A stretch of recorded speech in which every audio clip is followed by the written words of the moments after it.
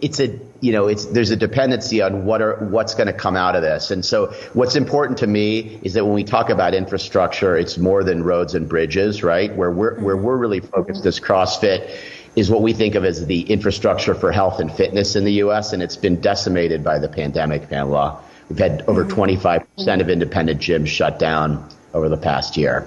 I want to talk about that because I understand you want the Biden administration to include relief for the fitness industry in the infrastructure bill. So if you would just expand on what you were saying, make the case that should count as infrastructure, that the fitness businesses should be included in the infrastructure bill. Absolutely. Yes, we've introduced the GYMS Act into Congress, and we have over 80 supporters at this point, and it's growing pretty rapidly each week. And the view is essentially that gyms are essential to keeping people healthy. What we've learned through the pandemic are a few things. One is we saw that the people who were most at risk from the pandemic were folks with obesity and other chronic diseases.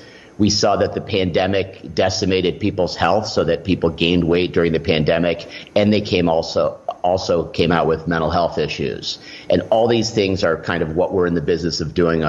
Those of us who are in the gym and fitness business are in the business of making people happier and healthier.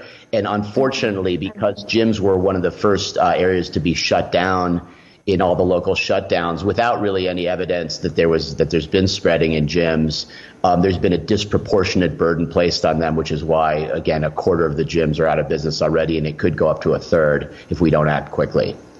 And you contend that essentially gyms and fitness businesses should be treated and be given funding the same way that restaurants and live venue events have been treated by the government in terms of more funding, right?